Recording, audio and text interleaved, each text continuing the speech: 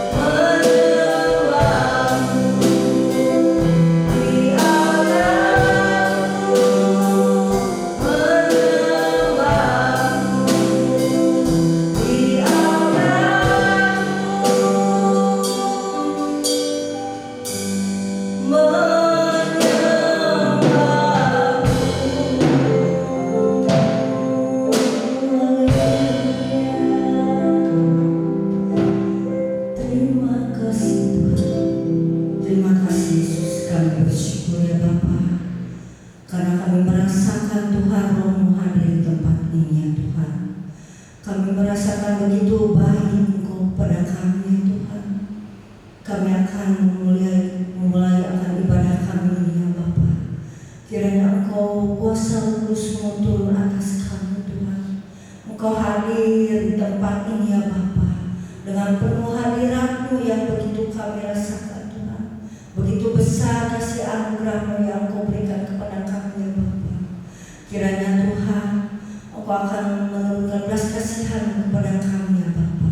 Kiranya berkati Tuhan setiap pemain musik, jemaat GPPI Sejahtera, pembawa firman Tuhan, serta pujian-pujian yang akan kami utarakan Tuhan, akan kami mulai ya Bapa.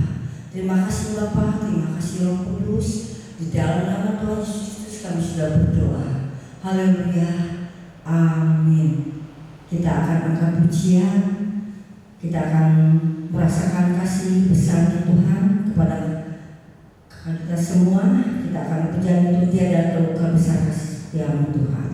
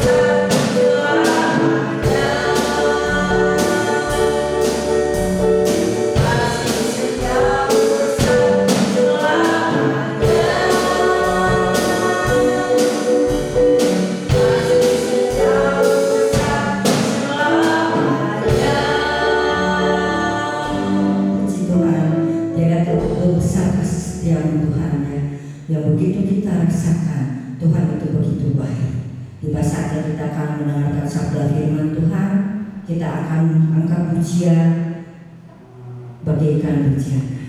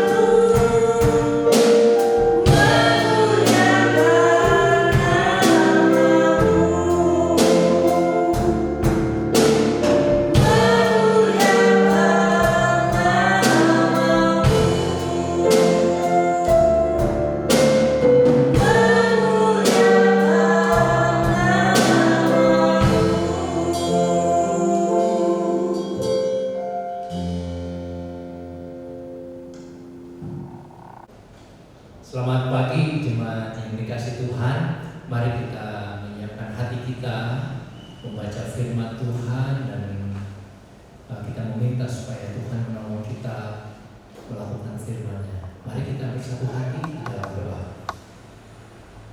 Tuhan Allah Bapa kami yang di surga, Tuhan pencipta langit dan bumi, kami datang padamu. Engkau Tuhan Sang Firman yang mempunyai firman, dan berfirmanlah kepada kami supaya melalui firman Tuhan kami beroleh pengertian, kami mengenal kehendak Tuhan, dan biarlah Tuhan juga yang menolong kami supaya kami melakukan firman-Mu di dalam kehidupan kami.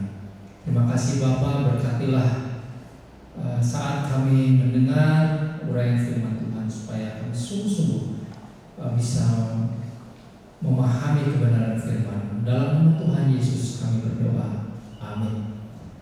Firman Tuhan pagi hari ini saudara-saudara diambil dari kitab Kejadian pasal 2 ayat 22 sampai dengan ayat 24. Kejadian pasal 2 ayat 22 sampai dengan ayat 24. Demikian firman Tuhan. Dan dari rusuk yang diambil Tuhan Allah dari manusia itu, dibangunnyalah seorang perempuan, lalu dibawanya kepada manusia itu. Lalu berkatalah manusia itu, inilah dia, tulang dari tulangku dan daging dari dagingku. Ia akan dinamai perempuan, sebab ia diambil dari laki-laki. Sebab itu seorang laki-laki akan meninggalkan ayahnya dan ibunya dan bersatu dengan istrinya sehingga keduanya menjadi satu daging. Demikian firman Tuhan. Saudara-saudara, kita masih dalam suasana pandemi sampai hari ini ya. Nah, mungkin saudara-saudara ingat pada awal pandemi tahun 2020, ketika kita dikejutkan oleh adanya pandemi, kehidupan kita berubah, kita banyak tinggal di rumah. Tapi saudara-saudara, dengan cerdiknya para pelaku film itu menayangkan film unggulan di Korea pada bulan Maret 2020, saudara, keluarlah sebuah drama yang sangat menghebohkan, ya, menjadi sangat laku dan orang-orang seperti lupa pandemi. Dan drama ini 16 seri ini, saudara, atau 16 episode itu kemudian ditayangkan di Indonesia di bulan September kalau tidak salah ya. Judulnya The World of the Married. Nah, saya tidak ingin saudara-saudara ingat lagi film itu ya. Tetapi saudara-saudara, film itu atau drama itu begitu mempesona sehingga orang tinggal di rumah itu jadi betah menunggu episode demi episode film itu. Saudara-saudara, bagi yang pernah menonton mungkin akan teringat bagaimana akhir dari drama ini. Kesan saya, karena saya pikir drama ini sangat perlu diketahui ya. Jadi saya menonton juga, tapi kesan saya sudah sampai di episode ke-16 sudah selesai, seolah-olah kalau menurut saya saudara, yang menuliskan skrip atau tulisan cerita ini mau menggambarkan bahwa kehidupan pernikahan itu mengerikan. Hampir semua tokoh utama di dalam drama itu sudah mempunyai pengalaman yang buruk tentang pernikahan. Tokoh utamanya sekali memang bercerai. Kemudian ada tokoh-tokoh yang lain juga bercerai juga, bermasalah. Tetangganya juga begitu. Jadi digambarkan di dalam drama itu yang sangat menarik itu adalah kehancuran rumah tangga. Endingnya yang menjadi lakonnya itu sudah pemeran utamanya, bintangnya itu seorang wanita, akhirnya hidup sendiri. Dia ditinggalkan oleh suaminya, bahkan anaknya pun meninggalkan dia, dan dia hidup sendiri dan berakhir di situ. Jadi seolah-olah saudara-saudara bahwa kehidupan rumah tangga itu begitu mengerikan ya, menakutkan, sesuatu yang tidak menarik lagi. Barangkali di Korea demikian. Tetapi kalau ini masuk di Indonesia, saudara-saudara, saya kira ada banyak orang yang juga berpikir begitu. Nah sayangnya saudara-saudara, yang berpikir demikian itu bukan orang tua yang sudah menikah, punya pengalaman, lalu mengatakan ya memang karena refleksi dari pengalaman buruknya begitu ya, memang pernikahan seperti itu. Tetapi ini mempengaruhi orang-orang muda yang belum menikah, sehingga mereka saudara-saudara berpikir kalau masuk dalam pernikahan ini seperti sesuatu yang mengerikan, sesuatu yang menyulitkan di dalam kehidupan. Kehidupan rumah tangga itu neraka dalam dunia, kira-kira begitu. Nah, saudara-saudara, apakah Alkitab menyatakan demikian? Pasti tidak. Ya. Nah, saudara, tapi sebelum kita mempelajari atau melihat bagian Alkitab, saya ingin menyampaikan sedikit saja bahwa orang-orang pada saat ini dengan latar belakang pemahaman bahwa pernikahan itu adalah sesuatu yang begitu sulit, begitu berat, ya, begitu menyusahkan hati, maka tidak sedikit saudara-saudara orang lalu mencari alternatif kehidupan yang tetap bahagia di luar pernikahan. Apa itu saudara? Misalnya cohabitation ya, atau kumpul bersama. Kalau di Indonesia dibilang kumpul kebo misalnya ya, hidup bersama. Di luar pernikahan, laki dengan perempuan hidup bersama. Bahkan kalau di luar negeri, saudara-saudara, hubungan ini bisa semacam dilegalkan tanpa pernikahan, tetapi anak nanti, anak di luar pernikahan itu bisa diakui sebagai anak si A dan si B begitu. Saya tidak tahu nanti kartu keluarganya seperti apa ya, tetapi itu yang bisa terjadi. Nah, model alternatif ini menjadi pilihan. Nah, kalau mereka merasa dipersulit dengan kehadiran anak, ya kumpul saja begitu tanpa harus punya anak. Kadang-kadang mereka yang kumpul bersama itu, saudara, kumpul kebo itu bisa hubungannya bisa puluhan tahun, ya seperti orang yang menikah. Yang lain mungkin pilihannya adalah poligami. Kalau tidak bisa menceraikan istrinya, ya sudah cari yang lain sebagai istri kedua, ketiga dan seterusnya. Dan itu di dalam beberapa budaya memang bisa begitu. Atau nikah di luar yang legal ya, ada pernikahan yang lain misalnya. Nah, yang cukup mengerikan saya kira ya, yang saat ini banyak terjadi itu adalah kehidupan bersama sesama jenis. Apakah itu dilegalkan ataupun tidak? Di negara-negara yang lain sudah dilegalkan, di Indonesia tidak dilegalkan, sudah. Tetapi ini menjadi pilihan bagi mereka yang melihat bahwa orang tuanya dulu ya bercerai misalkan, lalu mereka pikir mungkin bisa bahagia dengan sesama jenis. Memang ada banyak latar belakang yang rumit di situ, tetapi saudara, itu menjadi pilihan-pilihan yang saat ini bisa dilakukan, dan orang sepertinya semakin hari kita melihat pernikahan ini menjadi sesuatu yang berat. Apalagi saudara-saudara kalau membayangkan bahwa pernikahan itu harus dibiayai dengan biaya yang mahal, itu tambah menjadi tidak menarik gitu ya. Apalagi kalau ada accident, ada persoalan-persoalan di belakangnya, hubungan dengan mertua dan lain sebagainya, wah itu menjadi sesuatu yang sangat sulit. Padahal saudara-saudara, dari sejak awal, menurut bacaan yang kita baca tadi dari kitab Kejadian pasal 2 ayat 22 sampai 24, jelas sekali saudara-saudara bahwa sejak awal Tuhan menciptakan manusia itu, lalu kemudian Tuhan juga menciptakan manusia sepasang, ada laki ada perempuan. Artinya kehidupan manusia itu bisa berkembang lewat hubungan dua pribadi ini, laki-laki dan perempuan. Dari awalnya sudah demikian, diatur oleh Tuhan, didesain oleh Tuhan. Laki-laki dibentuk oleh Tuhan, perempuan dibentuk oleh Tuhan, dan mereka dipersatukan.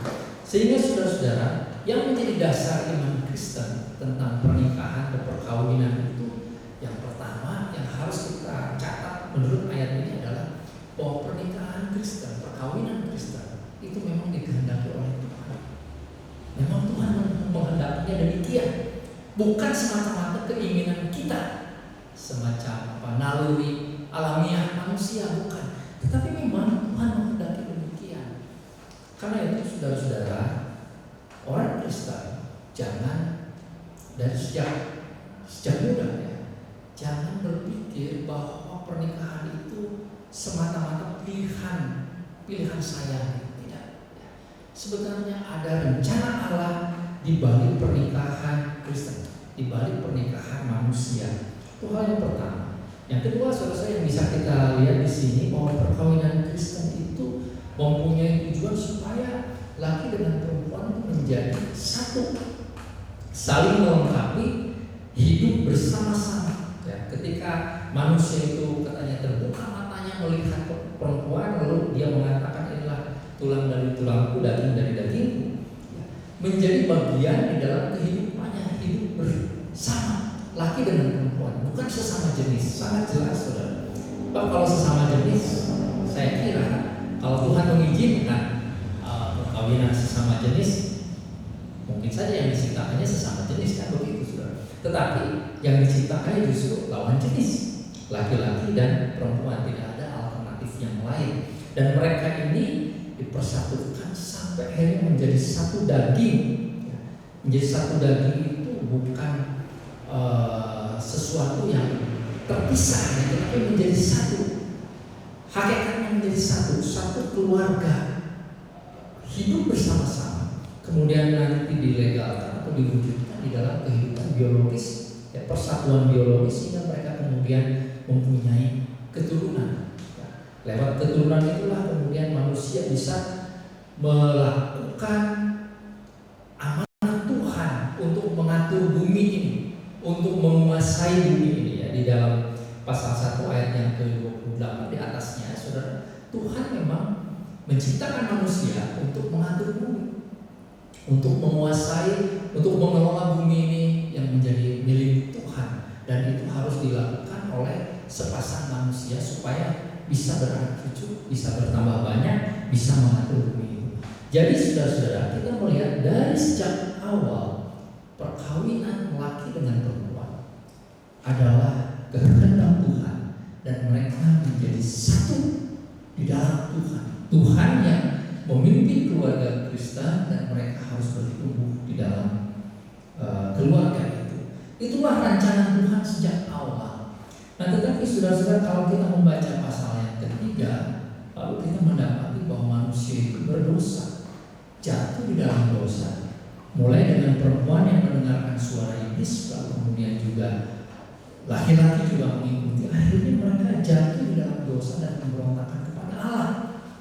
Dan karena itu terjadi kekacauan hubungan antara manusia dengan Tuhan, sehingga pengetahuan tentang kerohanian, tentang Allah sendiri juga merosot. Tidak begitu jelas mengenal Tuhan, tidak begitu jelas juga mengenal sesama. Di antara laki dan perempuan, Adam dan Hawa ini ada kecurigaan, ada saling menyalahkan. Itu di dalam pasal 3 dijelaskan begitu, saudara-saudara. Lalu kemudian juga alam semesta itu juga menjadi ikut rusak. Tanah tidak menghasilkan hasil yang baik, ya, alam semesta ikut merosot. Dan keadaan begini makin hari makin menjadi sulit, makin hari makin menjadi susah. Nah, khusus hubungan laki-laki dengan perempuan itu juga mengalami distorsi, penyimpangan. Yang tadinya secara ideal mereka dijadikan satu dan pasti otomatis bersatu, tetapi ketika dosa masuk, maka persatuan ini menjadi terganggu, menjadi kacau. Karena itu saudara, kalau kita membaca Alkitab keseluruhan, maka di dalam ayat-ayat berikut, di dalam pasal-pasal berikut di kitab Perjanjian Baru, akhirnya Tuhan memberikan semacam peraturan atau ketetapan bagaimana mengelola rumah tangga, hubungan laki-laki dengan perempuan, supaya ini tetap bisa melakukan kehendak Tuhan meskipun di tengah-tengah dunia yang berdosa, di tengah-tengah laki-laki yang punya dosa, punya keinginan daging, hawa nafsu yang jahat, juga perempuan yang dipenuhi dengan dosa. Saudara-saudara, pernikahan yang sekarang sesudah Adam dan Hawa adalah pernikahan dua orang yang berdosa. Laki-lakinya berdosa, perempuannya berdosa. ketika dipersatukan tentu ini akan menjadi sangat sulit. Bukan hanya kodratnya yang berbeda, sifat-sifat yang berbeda, tetapi memang tabiat dosa dimiliki oleh laki-laki dan perempuan. Nah, karena itu saudara-saudara, kalau kita membaca di dalam Perjanjian Baru, maka Tuhan mengatur supaya rumah tangga ini menjadi baik.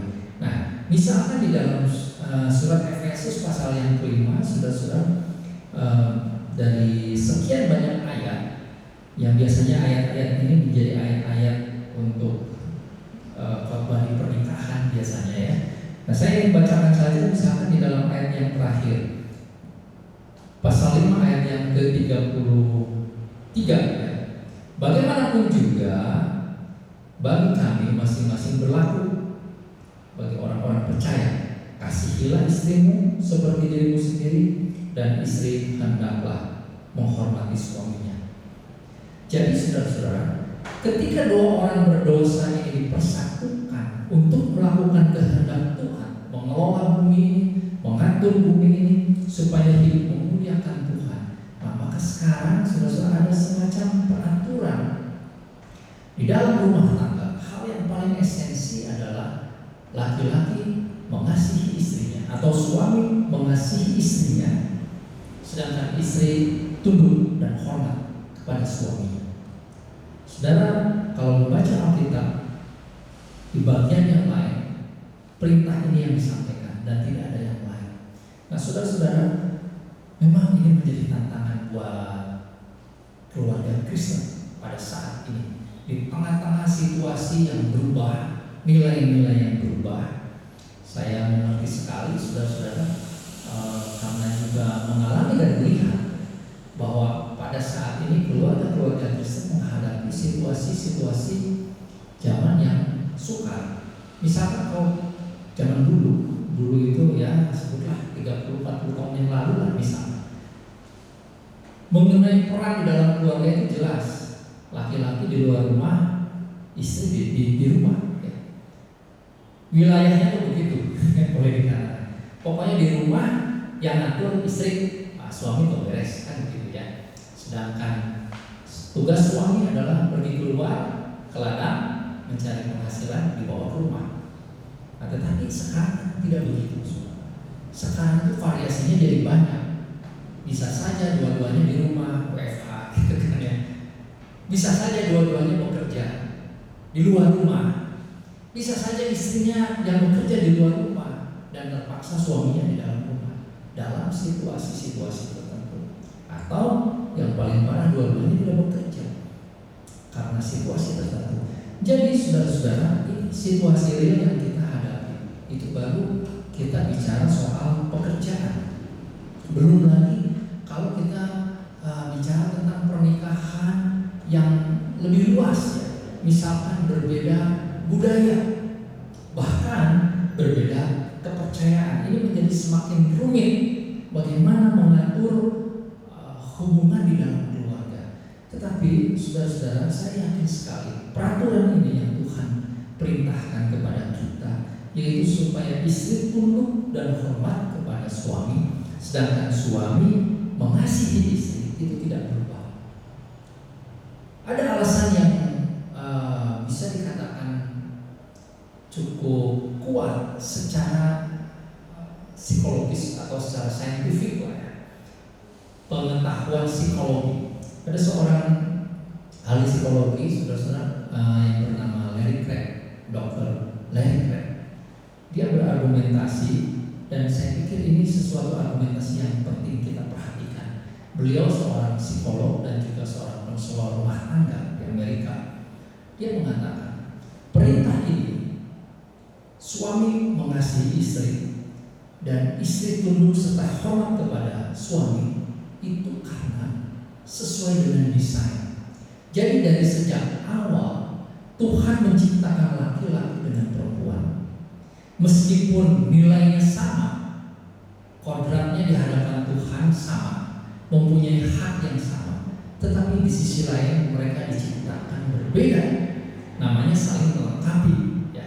Nah, bagaimana mereka itu bisa saling melengkapi? Nah, menurut Dr. Larry Craig begini, saudara, bahwa seorang laki-laki yang paling utama itu memang adalah dihargai, dihormati. Dan itu baru bisa dipenuhi oleh seorang perempuan yang memang desainnya mampu untuk menghargai dan menghormati. Beda dengan karyawan laki-laki yang menghormati bosnya laki-laki. Itu beda, meskipun hormatnya sama, tetapi rasanya itu beda. Penghargaan dari seorang wanita kepada pria, dalam hal ini istri kepada seorang suami, itu menjadi hal yang sangat fundamental dan sangat penting dan sangat mendasar, karena Tuhan mendesain laki-laki seperti itu. Sedangkan saudara-saudara, kebutuhan perempuan, kebutuhan wanita yang paling utama di antara kebutuhan yang lain secara psikologis adalah justru dicintai, dikasihi, dan yang bisa mengasihi secara penuh seorang istri adalah suaminya. Jadi pas gitu. Memang Tuhan mendesain demikian kebutuhan laki-laki dan kebutuhan perempuan itu, dan hal itu, kebutuhan itu bisa dipenuhi oleh masing-masing. Nah, dan menurut saya, saudara-saudara, hal inilah yang menjadi kesulitan ketika ada pasangan sesama jenis itu menikah. Sebab meskipun katanya di antara pasangan sesama jenis pun ada cinta kasih, ada komitmen, tetapi kebutuhan yang tadi tidak bisa dipenuhi. Sebab desainnya itu memang sudah demikian, kodrat kita. Ya, coba kita renungkan, saudara-saudara. Saya sebagai pria, misalnya sebagai laki-laki,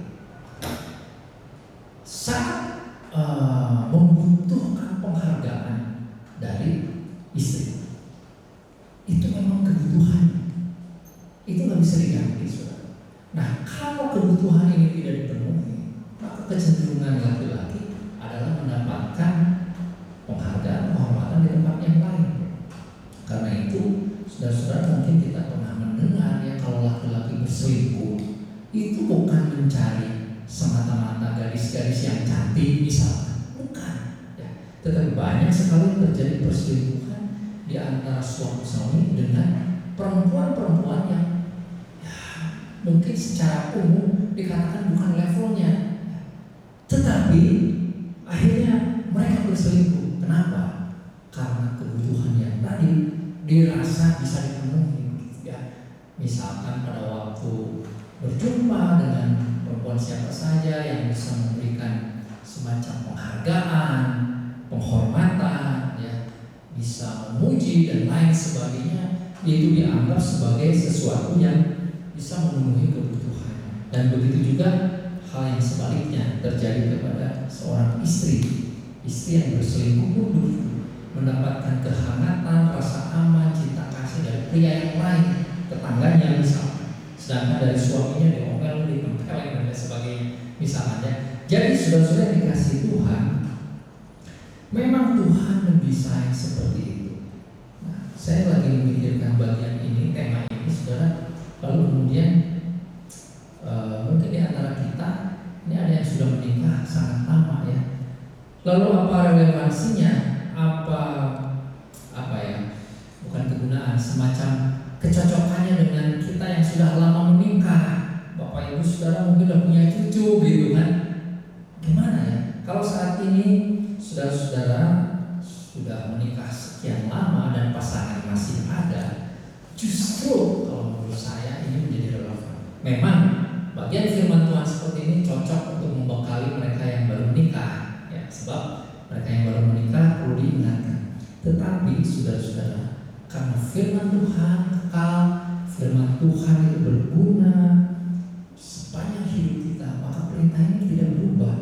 Jangan-jangan diam-diam saudara-saudara kita justru punya masalah ini di dalam keluarga kita, baik suami, baik istri. Catatan surat sih sudah 40 tahun menikah, ya udah punya cucu barangkali. Tapi apakah suami masih mengasihi istri? Apakah istri masih hormat, masih tunduk kepada suami? Karena aturannya memang begitu. Jangan-jangan saudara-saudara di tengah-tengah situasi yang sudah begitu berubah dan pernikahan yang sudah lama dan membosankan barangkali, sehingga aturan ini tidak lagi dilakukan. Nah, kalau tidak dilakukan, jangan menyalahkan Tuhan sudah kalau terjadi persoalan di dalam rumah tangga kita. Karena persoalan prinsip yang dasar ini tidak dilakukan. Jadi menurut saya justru bagian ini relevan, cocok untuk kita yang sudah menikah, sudah lama, mengingatkan kita kembali. Saudara-saudara, kalau kita membaca Alkitab di Perjanjian Baru misalnya mengenai kasih, itu bahkan perintah yang utama. Tuhan memberikan perintah, kasihilah sesama manusia. Dalam 1 Korintus pasal 16 ayat 22 bahkan Rasul Paulus dengan kata-kata yang sangat keras mengatakan, terkutuklah orang yang tidak mencintai Tuhan. Jadi kita bisa mengasihi sesama kita kalau kita juga mengasihi Tuhan dengan sungguh-sungguh. Nah, saudara-saudara, ini tidak berubah, tidak bergeser. Mau berapapun usia pernikahan kita, perintah Tuhan ini tetap harus dilakukan. Dan ini menjadi pola, menjadi gambar, ya, menjadi desain dari pernikahan Kristen. Saudara-saudara yang masih muda yang belum menikah, jangan takut menikah. Sebab kalau kita melihat kenyataannya, saudara-saudara, menikah, tidak menikah itu punya persoalannya sendiri. Ada orang kaya sesudah menikah, ada juga orang kaya walaupun tidak menikah. Tetapi sebaliknya, ada yang bermasalah sesudah menikah, tetapi banyak juga yang bujangan juga bermasalah. Artinya, saudara, kesusahan hidup kita itu tidak bergantung dari status kita menikah atau tidak menikah. Tetapi yang Tuhan inginkan adalah supaya kita, kalau memang dijodohkan oleh Tuhan, menikahlah. Ya, bagi para pemuda jangan takut.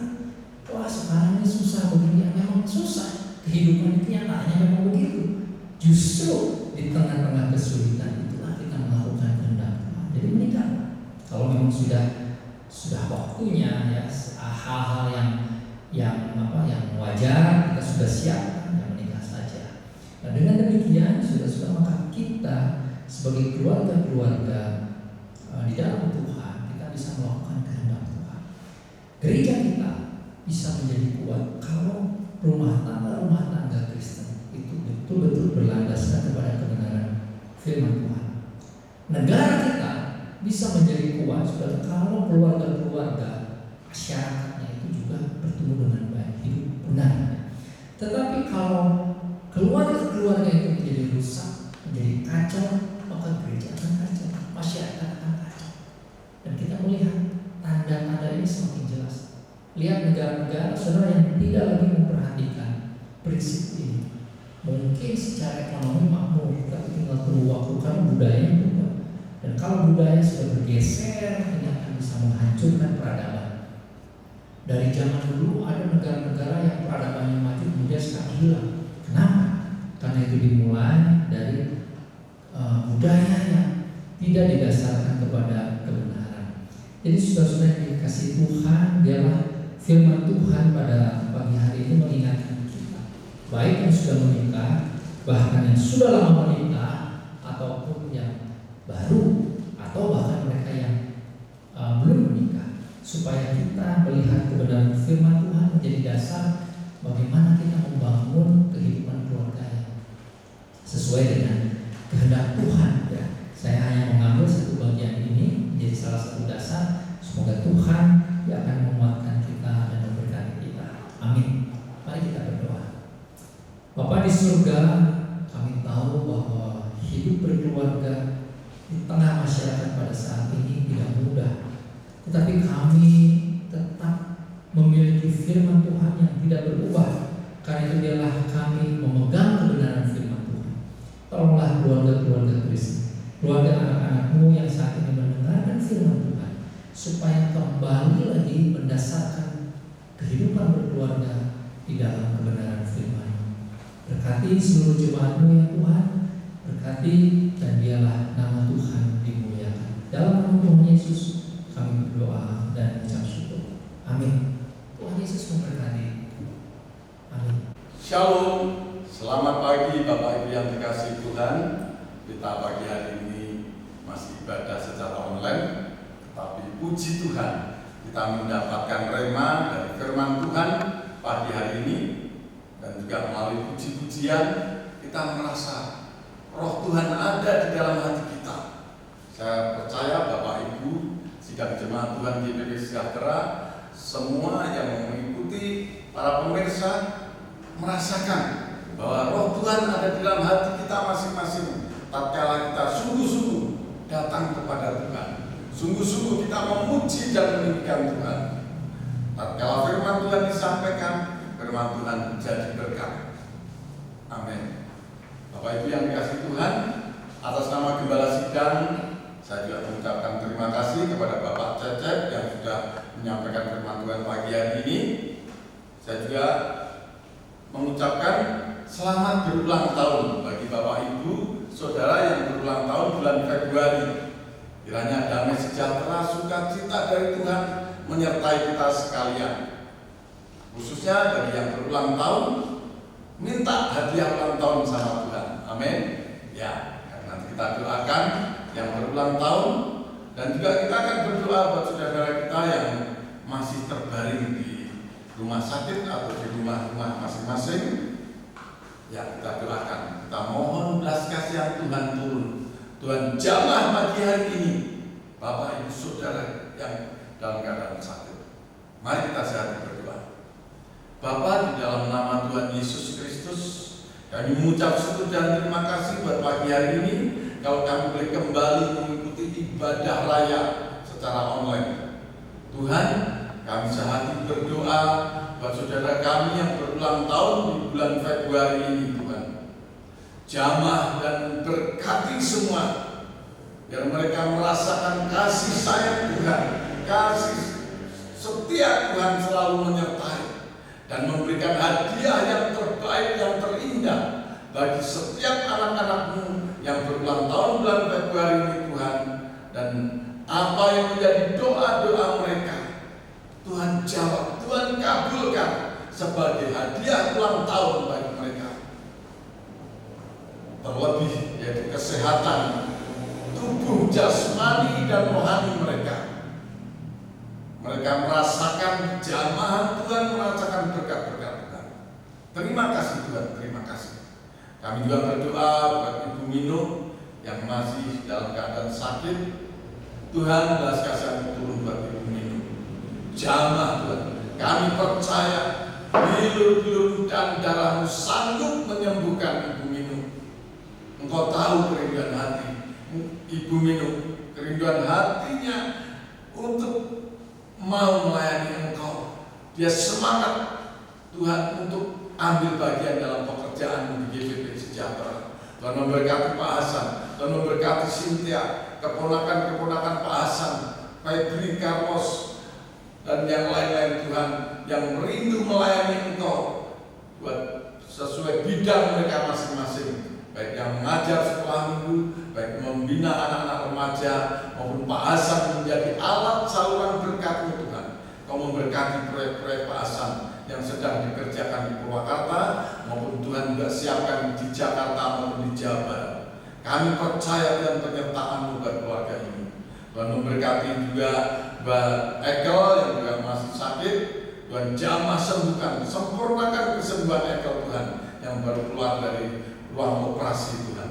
Jamah, bilur-bilur dan darah-Mu sanggup menyembuhkan Ekel, juga menyembuhkan Ibu Yuli istri Pak Martin, juga menyembuhkan Bapak Lifail.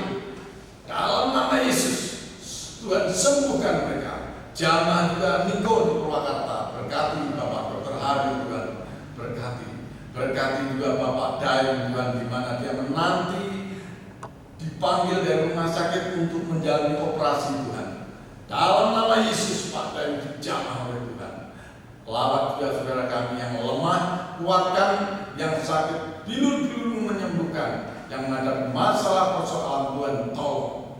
Tuhan berkati juga para donatur yang setia mengirimkan berkat-berkat-Mu buat pekerjaan Tuhan GPP Sejahtera. Apa yang mereka persembahkan tidak sia-sia di hadapan-Mu Bapa. Engkau tidak pernah berhutang, Engkau pasti mengembalikan berlipat-lipat kali ganda.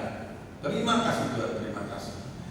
juga terus berdoa kepada Bapak Gembala, pakai terus Tuhan untuk mendewasakan iman jemaat Tuhan GPP Sejahtera, saling mendukung, saling mendoakan. Pakai Tuhan hamba terus untuk menggembalakan domba-dombamu yang Engkau percayakan Tuhan. Terima kasih Tuhan Yesus, terima kasih. Kami juga berdoa buat negara dan bangsa Indonesia, di mana saat ini COVID-19 pandemi ini masih ada. Tuhan tolong biar seluruh masyarakat Indonesia tidak abai karena pandemi belum usai, supaya mereka tetap menjaga protokol kesehatan dan satu sama lain saling mengingatkan. Dan berkati juga para dokter, para medis, para petugas-petugas rumah sakit maupun petugas-petugas vaksinasi. Tutup bungkus dengan kuasa darah-Mu supaya mereka tetap Engkau pelajari, Engkau lindungi, dijauhkan dari virus-virus corona maupun varian Omikron ini Tuhan. Terima kasih Tuhan Yesus. Berkati Bapak Presiden, Wakil Presiden, berkati para menteri-menteri, berkati pemerintahan pusat maupun daerah, biar sinergi dalam cita-cita Bapak Presiden ini untuk mensejahterakan seluruh rakyat Indonesia. Dalam nama Bapa, Putra, dan Roh Kudus, dalam nama Tuhan Yesus kami sudah berdoa dan mengucap syukur. Haleluya. Amin. Bapak Ibu yang dikasihi Tuhan, sebelum saya serahkan kepada Bapak Gembala untuk tutup dan doa berkat, jangan lupa saudara bisa memberikan persembahan kepada Tuhan melalui rekening yang tersedia. Dan juga jangan lupa minggu depan, minggu pertama kita masih ibadah online. Bapak Ibu jangan lupa minggu pertama kita akan perjamuan kudus. Jadi Bapak Ibu di rumah sediakan anggur dan roti. Sediakan anggur dan roti sebelum mengikuti ibadah raya minggu pertama bulan 3. Jadi kita akan ibadah bersama dan juga nanti kita ambil bagian semua, makan dan minum tubuh dan darah Yesus. Ya, jangan lupa. Terima kasih. Sampai ketemu minggu depan. Shalom, Tuhan memberkati. Nah,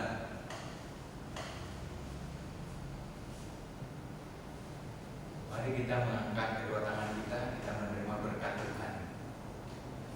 Tuhan memberkati engkau dan melindungi engkau. Tuhan menyinari engkau dengan wajah-Nya dan memberikan engkau kasih karunia. Tuhan menghadapkan wajah-Nya kepadamu dan memberikan engkau damai sejahtera. Terimalah segala berkat terbaik yang sudah Bapa sediakan bagimu. Kasih karunia daripada Tuhan Yesus Kristus dan persekutuan dengan Roh Kudus senantiasa menyertai kami sekalian, mulai pagi hari ini sampai Maranatha Tuhan Yesus datang kembali. Di dalam nama Tuhan Yesus Kristus kami mengucap syukur dan berdoa pada. Amin.